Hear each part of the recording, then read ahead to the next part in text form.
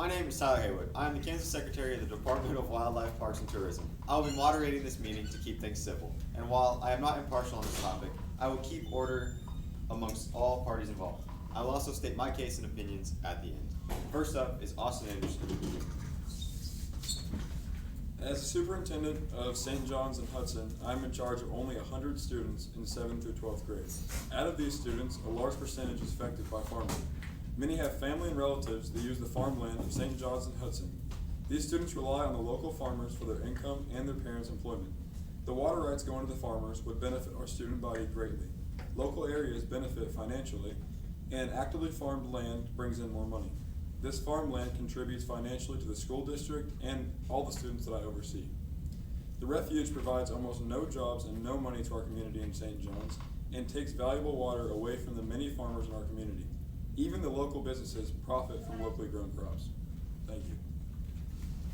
Thank you, Austin. Next up is Coulter Huddleston. Hi, my name is Coulter Huddleston. I own Huddleston's Food Liner in St. John's. I'm an avid hunter and conservationist. However, I am in favor of farmers gaining water rights to the aquifer that they've been using for decades. They built their farms on this aquifer. The government cannot pull the foundation out from under these farmers and expect our communities to survive. We are a farming community. We do not support our community on hunting dollars. Farmers pay taxes that fund our local government, and they provide jobs to our citizens. Due to the farmers, I'm able to locally source produce so it doesn't have to be sprayed and injected with preservatives to be shipped across the country. I understand that less water on the refuge means less waterfowl, which equals less hunting supplies bought from me and other grocery stores around.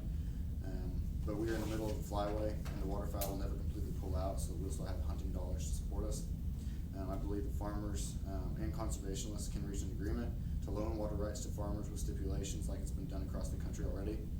This would include an agreed amount of water that can be used by the farmers each year, and include an anti-contamination clause so that if the water gets contaminated by the farmers, it waives their rights.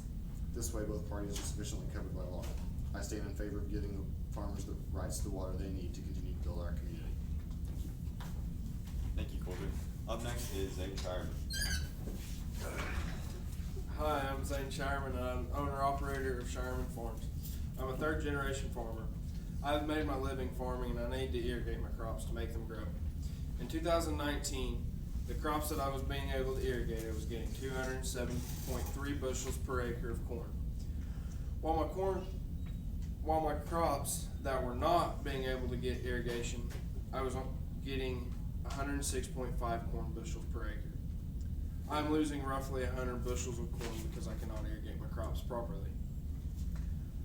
As well, I was getting 47.5 bushels of beans per acre with irrigation. Without irrigation, I was getting 38.6 bushels of beans. My thing with people trying to take away the water for my irrigation is that I will not be able to make a living. I will be losing money to my crops, for my crops. I will not be able to pay things off if I'm not able to bring home money. If I am able to irrigate my crops, the waterfowl and wildlife around me will have food sources for cold winters. The people in my community need my crops just as well. I have some of the locals working for me, and if they don't have any jobs, they can't provide for the families. They don't have jobs because I cannot afford to pay them, because I have no money, because my crops have failed. I strive off my crops, that's why I farm. If I lose my water rights, I lose my crops, I lose money. I need the water rights. My community strives off the farms, and we all have been fighting the refuge for water rights for years. My fellow farmers and I have sat down and talked about what we need to do to keep the water rights in our favor. Thank you. Our next speaker will be Clayton Garrett. My name is Clayton Garrett, and I am a manager of the Cuvier National Wildlife Refuge. The refuge was created in 1955, and in 1998 the refuge reached its present size of 22,000 acres. The refuge is bisected by Rattlesnake Creek and has two shallow lakes that have attracted migratory birds of animals for centuries. 21 miles of canals have been constructed to create additional marshland. The refuge has 34 wetlands from 10 to 1,500 acres in size, totaling 7,000 acres. There has been 350 species of birds recorded on the Cuvier National Wildlife Refuge. The refuge also has about 13,000 acres of sand dunes covered with prairie grasses. The sand prairie has species from both eastern tallgrass prairie and the western shortgrass prairie. The reason I think that we shouldn't allow farmers to steal water from the refuge is because bird migration. With lack of water on the refuge, it will mess up the migration. Thanks, Clayton. And thank you everyone for those arguments. As I said before, my name is Tyler Hayward, and I believe that the senior water rights should remain with the refuge.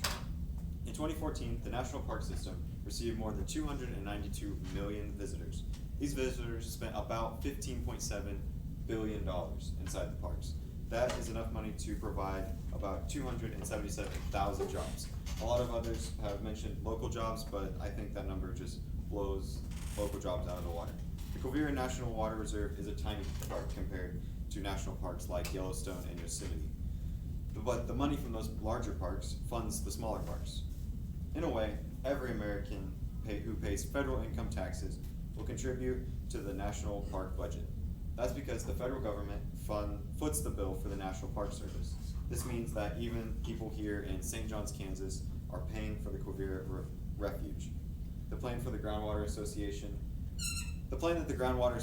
has put forward to solve the irrigation problem, I believe, is the best option. We should rethink failing it as we had at a previous meeting.